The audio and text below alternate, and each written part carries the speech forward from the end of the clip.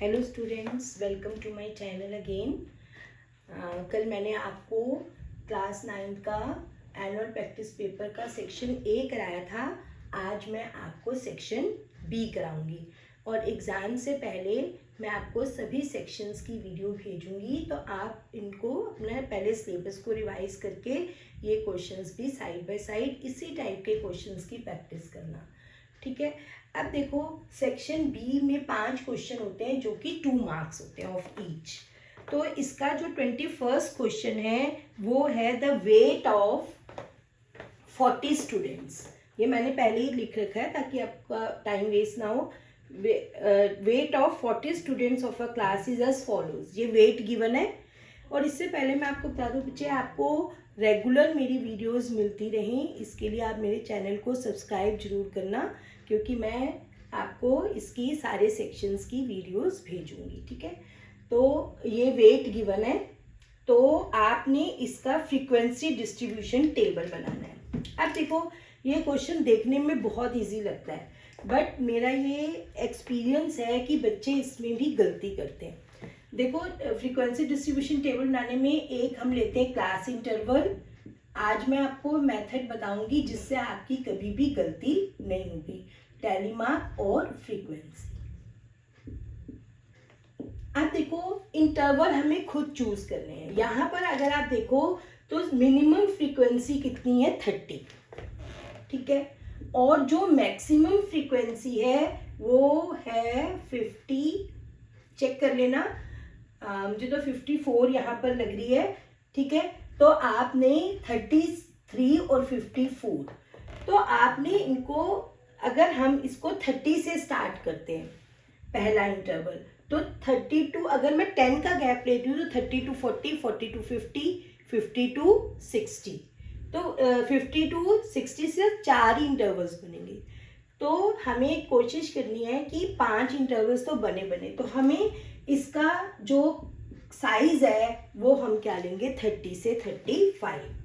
35 से तब तक लेते जाना है जब तक कि हमारी लास्ट वाली फ्रीक्वेंसी कवर ना हो जाए। 40 to 45, 45 to 50 एंड 50 to 55। अब लास्ट देखो 54 है ना, तो इसमें हमारा आ जाएगा। अब इसमें एक बात मैं और बता दूं, आपको 35 यहाँ भी नजर आ रहा होगा, यहाँ भी नजर आ रहा होगा। फर्स्ट इंटरवल में जो नंबर्स आएंगे वो आएंगे 30, 31, 32, 33, 34 तक आएंगे। 35 नेक्स्ट में आएगा। इसमें 35 से लेके 39 तक आएंगे। 40 यहाँ आएगा, 40 से 44, 45 यहाँ आएगा। इस बात को ध्यान में रखना। और क्या करना है, हमने एक एक ऑब्जर्वेशन लेते जाओ। 44, अब देखो 44 किस में आएगा, 40 से 45 के बीच में। यहाँ पे हमने लगा दिया और यहाँ से इसको कट कर दो।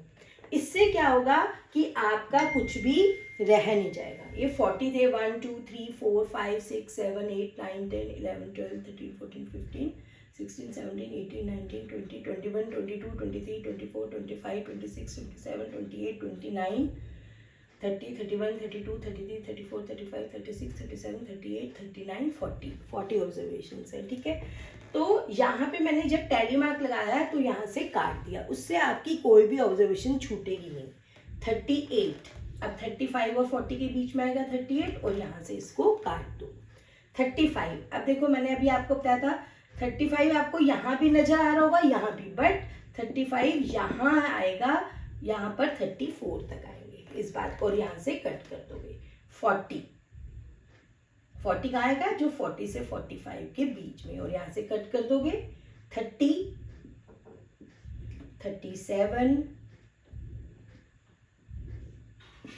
50 यहाँ आ जाएगा, ठीक है। इस तरीके से आप इसके टैली मार्क लगाते जाओगे। एक मैं आपको बता दूं, 44, 39, यहाँ से कट जरूर करना है। 41,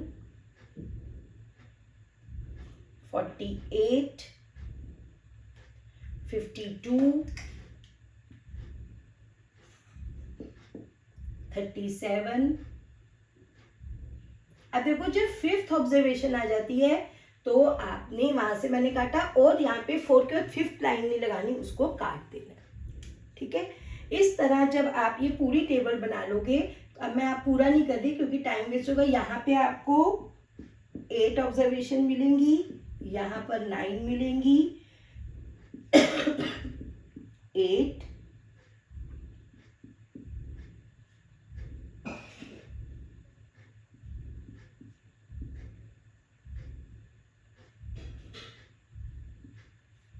तो ये हो गए, इसको काउंट कर लोगे 8 9 8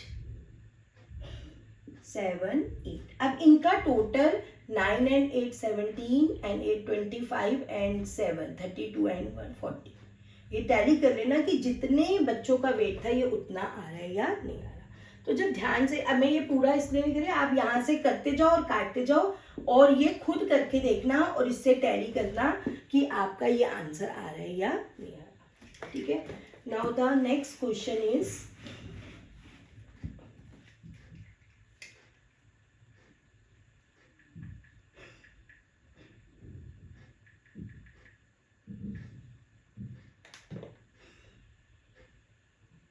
in the given figure ABCD is a square।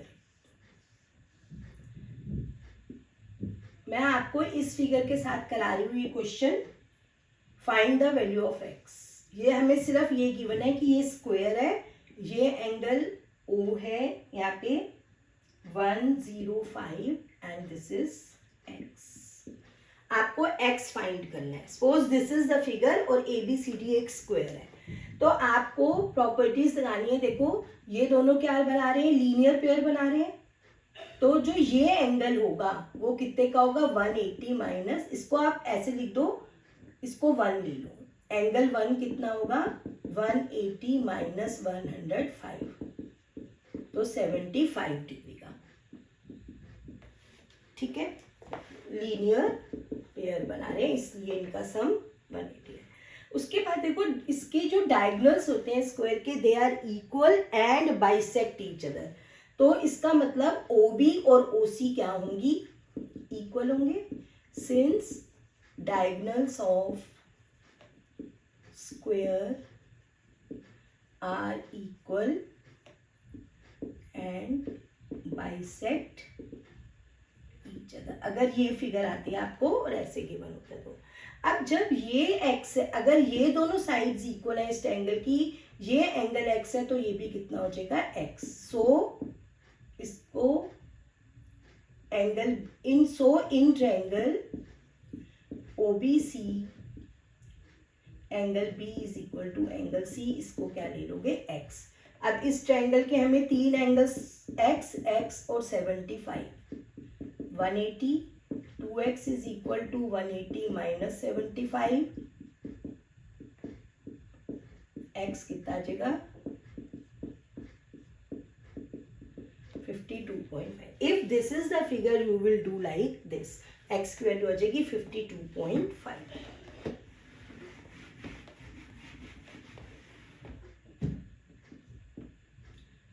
Now the next question is,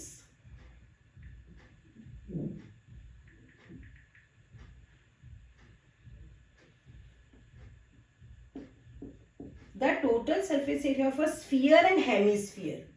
एक स्फीयर है, total surface area of sphere यानी कि गोले और अर्ध गोले का टोटल सरफेस एरिया, कुल पृष्ठीय क्षेत्रफल जो है वो हमें क्या दिया हुआ है, इक्वल दिया हुआ है। Total surface area of sphere and hemisphere are equal. आपको फाइंड करना है रेशियो ऑफ देयर वॉल्यूम, उनके वॉल्यूम का रेशियो या आयतन का रेशियो निकालना है। अब total surface area of sphere क्या होता है 4 पाई, इसकी स्फीयर की रेडियस को हम R1 ले लेंगे, और हेमिस्फीयर का क्या होता है 2 पाई R2। दोनों अलग अलग है, इसका रेडियस R1 ले लिया, इसका रेडियस R2 ले लिया। पाई से पाई दोनों जगह कैंसिल हो गया, तो R1 square upon R2 square कितना हो गया 2/4। सॉरी एक minute, total surface area of hemisphere होता है 3 पाई आर। अगर सिर्फ सरफेस एरिया होता है तो 2 पाई आर स्क्वायर, और अगर टोटल सरफेस एरिया है तो 3 पाई आर स्क्वायर। तो ये हो जाएगा 3/4 R1 square upon R2 square हो गया 3/4। तो R1/R2 स्क्वायर यहाँ जाके रूट बन जाता है, तो हो जाएगा √3/2। तो R1 अपॉन R2 कितना आ गया, √3/2। बट हमने उनकी वॉल्यूम का रेशियो निकालना था, यानी कि V1 अपॉन V2। अब स्फीयर का वॉल्यूम होता है 4/3 पाई R1³ और हेमिस्फीयर का होता है 2/3 पाई R2³। अब पाई से पाई कैंसिल हो गया, 4/3, 2/3 ऊपर आके क्या हो जाएगा 3/2, और यहाँ पर R1/R2 लेके इसकी पावर 3, दोनों का क्यूब है तो हमने अंदर लेके उसको बाहर लिख दिया 2।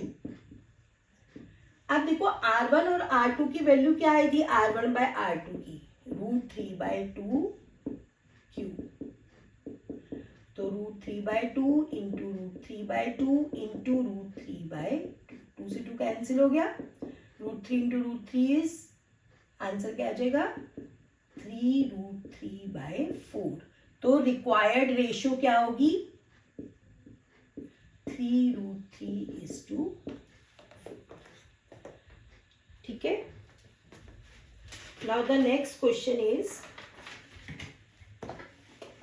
अब इसका और वाला पार्ट भी है, तो मैं आपको और वाला भी बता देती हूँ कैसे करना है, क्योंकि जरूरी नहीं है कि चॉइस में है, आपको दोनों तरीके के क्वेश्चन आने चाहिए। और मैं volume of a right circular cone, volume of right short cone, एक शंकु का वॉल्यूम जो है वो राइट सर्कुलर कोन कितना दिया हुआ है 9856। बहुत बार ऐसे क्वेश्चन आते हैं, if the diameter of the base D दिया हुआ है 28, जब भी डायमीटर दिया हो रेडियस तो निकाल ही लो 14 सेंटीमीटर। फाइंड द हाइट, हमने क्या निकालनी है हाइट।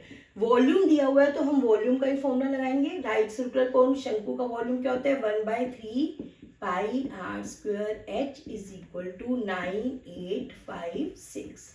1/3 पाई इज 22/7, रेडियस है 14 इंटू 14, H आपको निकालना है, जो गिवन है उसी का ही हमने फॉर्मूला लगा दिया।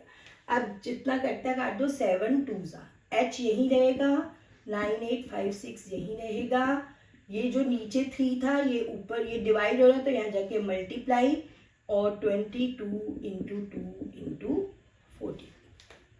ठीक है। अब इसको कैंसिल करोगे कैसे, देखो 14 से हो रहा है 704, 11 से 11 2 11 6 66,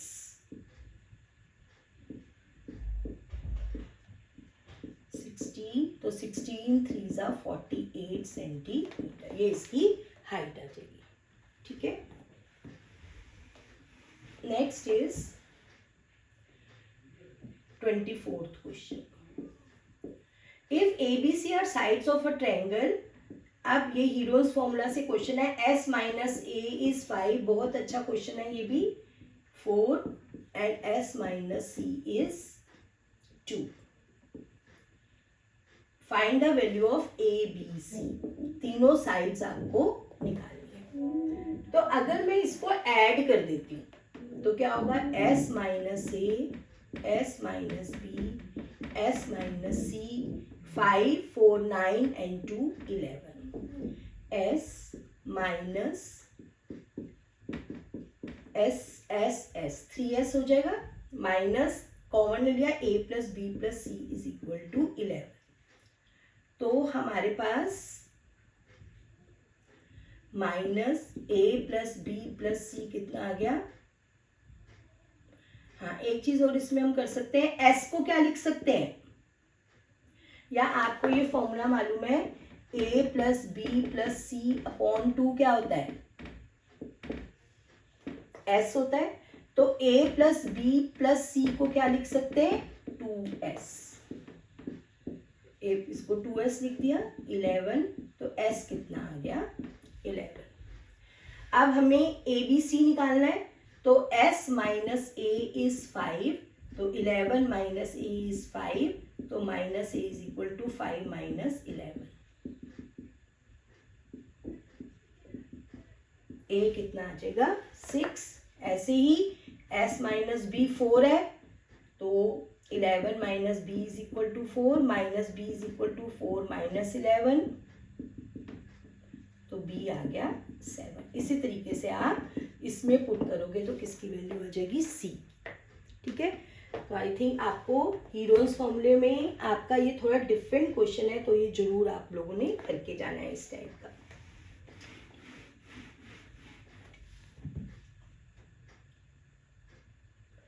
उसके बाद 25th क्वेश्चन में यूक्लिड का फर्स्ट पोस्टुलेट पूछा हुआ है। अपनी बुक में से अब इसमें फर्स्ट पूछा गया, आपसे कोई भी पूछा जा सकता है, तो यूक्लिड के सारे पोस्टुलेट्स अच्छी तरह से आपने लर्न करके जाने हैं। ठीक है, तो this was section B. Now अब मैं नेक्स्ट वीडियो में आपको सेक्शन सी और डी कराऊंगी और ई। कल तक हम कल 14, 15, हाँ कल तक हम तीनों सेक्शंस इसके एक बार रिवाइज कर लेंगे। ठीक है, थैंक यू।